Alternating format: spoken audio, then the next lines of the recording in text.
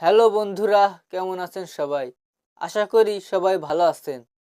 আমরা যারা খ্রিস্টান তারা হয়তো পবিত্র বাইবেল সম্পর্কে অনেক কিছু জানি, কিন্তু আপনারা যারা খ্রিস্টান না, অন্য ধর্মে বিশ্বাসী, তারা হয়তো তেমন কিছু জানেন না।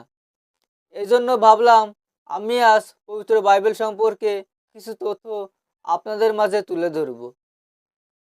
যাই হোক, আপনি যে ধর্মেরই অনুসারী বা বিশ্বাসী হন না কেন, ভিডিওটি সম্পূর্ণ দেখলে আমি আন্তরিকভাবে খুব খুশি হব।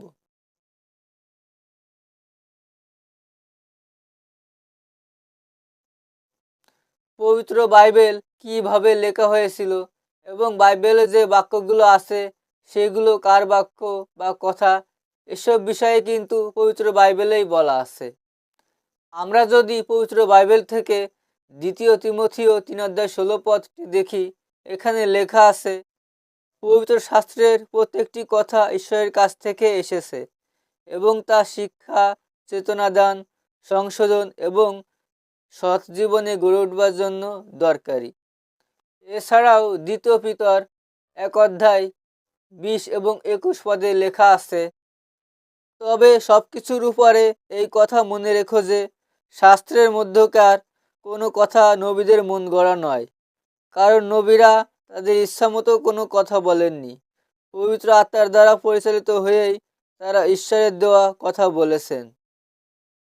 বাইবেলের এ দুটি পদ বা অংশ থেকে আমরা উপলব্ধি করতে পারি যে পবিত্র আত্মার দ্বারা পরিচালিত হয়েই নবী বা ভাববাদীরা, অর্থাৎ ঈশ্বরের মনোনীত ব্যক্তিরা পবিত্র গ্রন্থ লিখেছিলেন।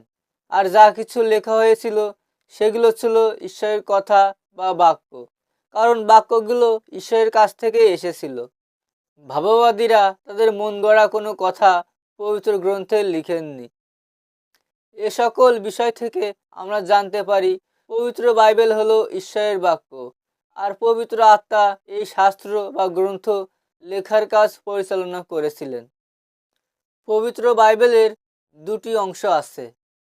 প্রথমটি পুরাতন নিয়ম এবং দ্বিতীয়টি নতুন নিয়ম। পুরাতন নিয়মে মোট 39টি বই এবং নতুন নিয়মে 27টি বই আছে।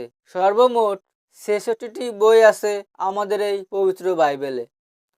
পুরাতন নিয়মের অধিকাংশ বই হিব্রু ভাষায় লেখা হয়েছিল।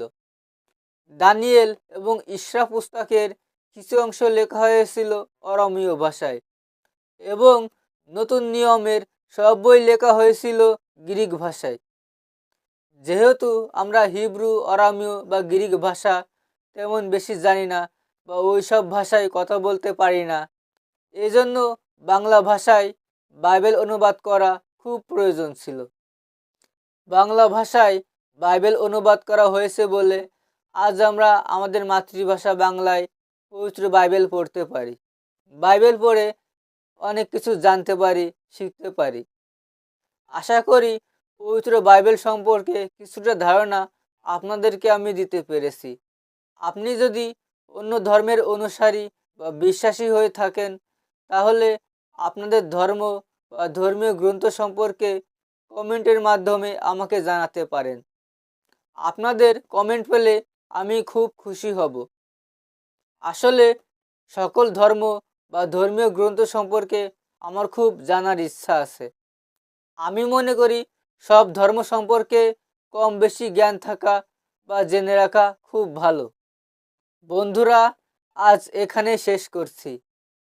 আগামী ভিডিওতে আপনাদের সাথে আবার দেখা হবে। সেই পর্যন্ত সবাই ভালো থাকুন, সুস্থ থাকুন, এই প্রার্থনা করি। ধন্যবাদ সবাইকে।